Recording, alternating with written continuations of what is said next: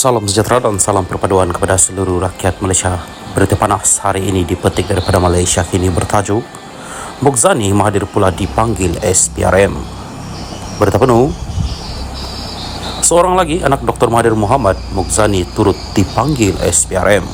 Perkara itu disahkan oleh Ketua Pesuruhjaya SPRM Azam Baki kepada Berita Harian hari ini. Menurut laporan itu, Mokzani hadir ke ibu pejabat SPRM kira-kira jam 11 pagi tadi dan dipercayai berhubung pengisytiharan harta. Dia disiasat mengikut Akta SPRM 2009 dan Akta Pencegahan Pengubahan Wang Haram, Pencegahan Pembiayaan Keganasan dan Hasil daripada Aktiviti Haram 2001 menurut laporan itu lagi. Menurut Sinar Harian pula, Mokzani disiasat berhubung kaitan pegangan sahamnya dalam syarikat berkaitan kerajaan JLC yang dikatakan mendapat lesen fabrikasi struktur cari gali sebuah syarikat gergasi petroleum negara ketika bapaknya menjadi Perdana Menteri. Terdahulu, abang kepada Mokzani, Mirzan, yang merupakan ahli perniagaan diberi notis daripada SPRM untuk mengisytiharkan hartanya dalam tempoh 30 hari pada 18 Januari lalu. Dia turut hadir ke ibu pejabat SPRM pada hari yang sama. Dia disiasat berhubung maklumat dalam kertas Panama juga dibawa Akta SPRM 2009 dan AMLA TFPUAA. Sehari kemudian, Mahathir dalam hantaran di media sosial menempelak kerajaan yang menurutnya melakukan kezaliman terhadap musuh politik dan mendakwa anaknya diugut akan dipenjara 5 tahun jika mengambil tindakan yang dianggap bertentangan dengan dakwaan. Dalam sidang media khas pada 22 Januari lalu pula, dia menyifatkan notis itu sebagai tidak masuk akal kerana Mirzan perlu menjelaskan sumber aset yang diperolehnya sejak 42 tahun lalu dalam tempoh yang singkat. Salam sejahtera dan salam perpaduan kepada seluruh rakyat Malaysia terkini dari Mahkamah. Najib tak maklumkan Kabinet Bon AS 3.5 bilion dolar. Berita penuh.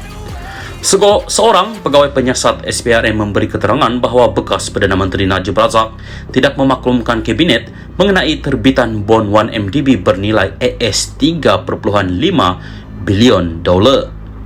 Nur Aida Arifin memberitahu Mahkamah Tinggi Kuala Lumpur petang tadi mengenai perkara yang didakwa dilakukan Najib berhubung penglibatan 1MDB dalam pengambil alihan dua pengeluar tenaga bebas IPP, Tanjung Energy Holding Sendirian Berhad TEHSB dan Genting Senyen Sendirian Berhad.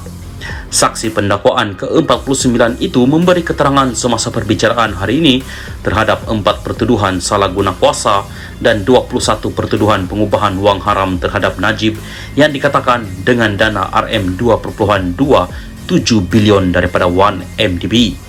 Najib sebagai Menteri Kewangan tidak memaklumkan Kabinet berhubung pengeluaran bon AS 3.5 bilion 1MDB, sedangkan sebenarnya obligasi pinjaman sebuah MKD syarikat milik Menteri Kewangan diperbadankan 1MDB akan memberi implikasi kepada keuangan negara.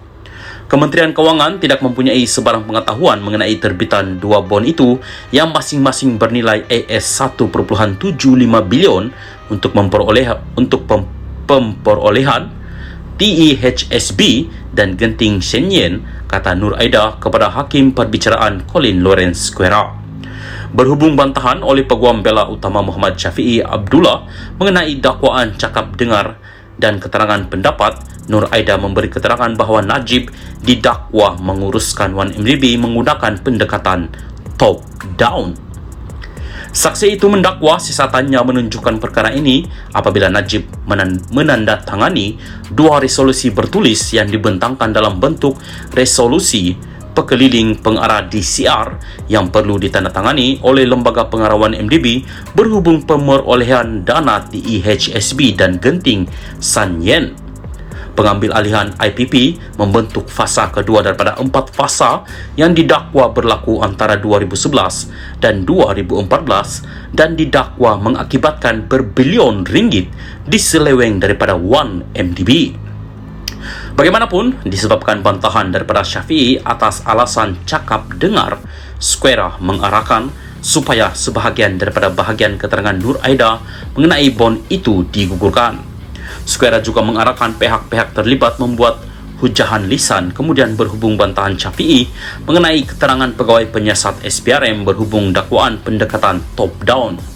Prosiding Mahkamah Terbuka akan disambung semula pada 24 Januari.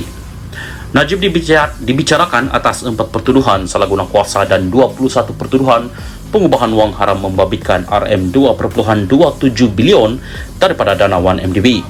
Bagi 4 pertuduhan salah guna kuasa, bekas ahli Parlimen Pekan itu didakwa melakukan kesalahan itu di Islamic Bank Berhad Cawangan Jalan Raja Chulan di Bukit Kelon, Kuala Lumpur antara 24 Februari 2011 dan 19 Disember 2014.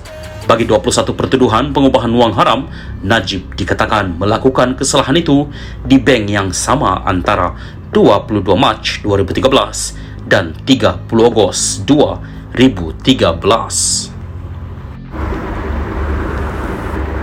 Berikutan laporan CNN itu, meskipun isu menjatuhkan kerajaan masih diperbualkan, tetapi sejak semalam lebih ramai yang berminat untuk berspekulasi mengenai nasib Najib. Ada peluangkah Najib untuk dibebaskan? Sebahagian besar merasakan anak sulung Tun Razak itu mempunyai peluang cerah untuk dibebaskan, manakala segelintir yang lain masih menggapai peluangnya adalah 50-50. Ada pula yang mengakui mereka turut bermimpi berjumpa Najib dalam keadaan ceria dan tersenyum pada malam sebelum berita CNN dilaporkan media tempatan. Barangkali secara kebetulan, serentak dengan penularan berita mengenai laporan CNN itu, semalam juga Agong telah berkenan merasmikan Menara Merdeka 118 yang pembinaannya diilhamkan oleh Najib ketika beliau memegang jawatan Perdana Menteri. Menara canggih milik PNB itu mempunyai 118 tingkat dengan ketinggian 678.9 meter dan ia adalah bangunan kedua tertinggi di dunia selepas Burj Khalifa di Dubai 828 meter. Sebelum ini, Shanghai Tower dengan ketinggian 632 meter adalah menara kedua tertinggi di dunia. Selain itu, menara TRX satu lagi ilham daripada Najib.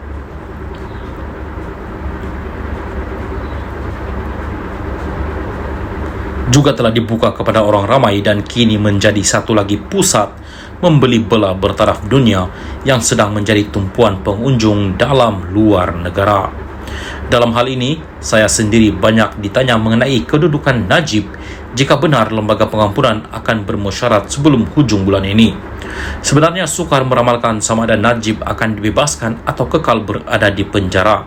Cuma insting saya kuat mengatakan jika beliau bebas, beliaulah yang akan menjadi Perdana Menteri ke-11 selepas ini. Yang lain-lain yang masih memburu berangan-angan untuk kursi itu, kalau Najib ada di luar, boleh terus bermimpi sahajalah. Semua kenyataan ini ditulis oleh Syabuddin Hussein sendiri.